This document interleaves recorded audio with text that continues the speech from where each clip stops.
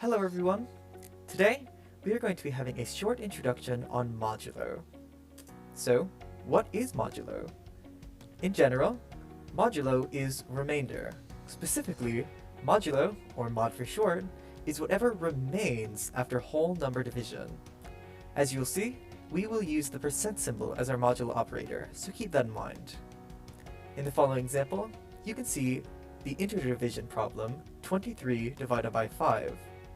This obviously is 4 because in integer division, 5 goes into 23 4 times with a remainder of 3. Now, keeping in mind modulo is remainder, we can solve the following problem. 23 modulo 5 is 3, that remainder from the above problem. There are many ways to do modulo by hand or in your head, but a slow but simple way to do it is simply by subtracting. As you can see in the following problems, we are going to try figuring out what 22 mod 5 is. We can simply solve this problem by hand by subtracting 5 from the number on the left continuously until we can't anymore. As you can see, we subtract 5 from 21 to get 16, 11, 6, and then finally 1. When we can't subtract any more, we know that that is going to be our remainder and therefore our answer to our modulo question. Now, here's a bit of a tricky scenario. What if there is no remainder? Luckily for us, we can use the same rule. Remainder equals 0 in this case. As you can see in the following example, 8 divided by 4 equals 2. In this integer scenario, because 4 goes into 8 perfectly, there is no remainder, so our answer for 8 modulo 4 is going to be just 0. Here's another tricky scenario. What if the number on the left is less than the one on the right? We can actually use the exact same rule.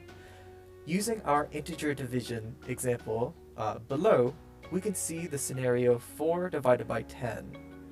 Obviously, in integer division, 10 does not go into 4 at all, meaning that our answer is 0 with a remainder of 4.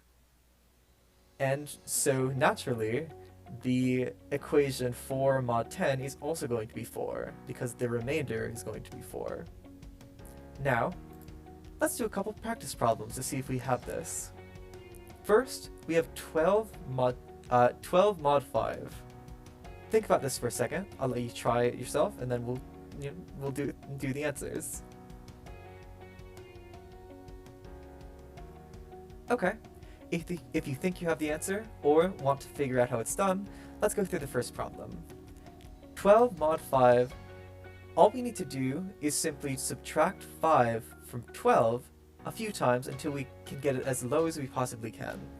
Subtracting 5 from 12, once we get 7, and then once more we get 2. So we know that our answer to the first problem, 12 mod 5, is equal to 2. The next problem, although the numbers are slightly bigger, is actually a little bit even simpler. As you can see, since 101 mod 100, or since 100 only goes into 101 once with a remainder of 1, we know that our 101 mod 100 equals 1. Now for the following example, I hope you know your 7 times tables, because that certainly would make this easier.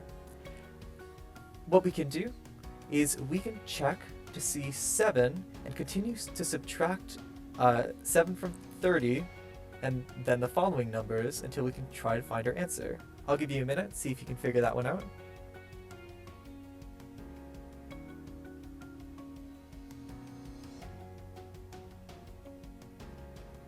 Okay, so if you're able to figure it out, or if you just like some help, let's quickly go through it. 30 minus 7 is 23. Once again, you subtract by 7 to get 16, and then again to get 9, and then one more time to get 2. Since you cannot subtract 2 any further down without it getting into the negatives, we know that 30 mod 7 is going to be 2. Now, what about the next scenario? This is one of the tricky scenarios from earlier. See if you can figure this one out.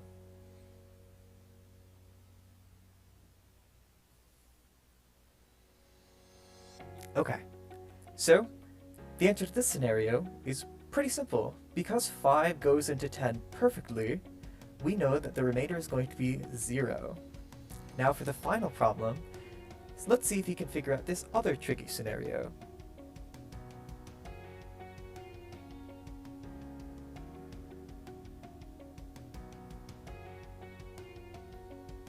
Okay, let's see if you remember what we talked about earlier. Like we mentioned in the previous slide, if the number on the left is ever lower than the one on the right, then we can use the same integer division rule. Because 10 cannot go into 5 at all, we know that 5 modulo 10 is equal to 5. At this point, let's move over to Python. Let's go to repl.it and see if we can't use modulo in one of our programs. Okay everyone, now that we're in repl.it, let's see if we can't use modulo in one of our Python programs. So, as you can see on the screen, we actually use modulo in Python very similarly to how we used it in the slideshow. Luckily for us, Python already has a modulo operator in the form of the % symbol built into its program. So all we need to do to compute 23 mod 5 is write the following: 23% 5. Now, since we just went over it in the PowerPoint, I assume all of you are more than capable of figuring out what 23 mod 5 is, but I'll give you a moment to see if you could figure it out on paper or in your head before I press run and see what the program outputs.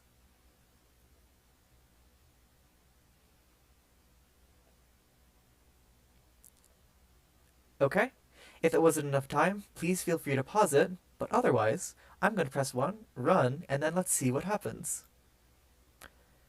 As we probably expected, 23 mod 5 output 3 into our console.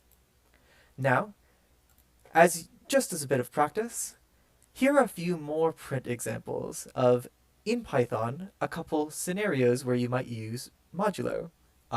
I encourage you to go through each of these, maybe pause the video in a moment, and go through each of these, see if you can find an answer before I press run and find the output. But even if you don't, I really encourage you to try to understand where or how these modulo calculations are run, because they definitely will be useful for you in your future computer science careers, and I encourage you to learn this powerful tool as quickly as you can. Now, I'll give you just a moment if you'd like to pause or try figuring out these what might be output by this program, but otherwise, I'm going to press enter and we'll see what the program outputs. As you can see, we'll actually need to go through this one by one to double check our work, but 23 mod 5, as we discussed before, is still equal to 3. 10 mod 3 is equal to 1, which is understandable because 3 goes into 10 3 times with a remainder of 1. Likewise, 13 mod 5 is a remainder of 3. 21 mod 2 is 1. 100 mod 10, because it goes into it perfectly, is 0. And 10 mod 100, because 10 on the left is less than 100 on the right, 100 doesn't go into 10 whatsoever, giving us a remainder of 10. Okay, I hope this brief introduction to modulo has been useful to some of you, and I hope that you go on repl.it and see if you can play around with modulo. See if you can understand exactly how these computations are done, and try doing a little bit of practice on your own time. In the meantime, though, I'm sure you'll be able to use modulo in your future programs, and I wish you luck in your computer science endeavors.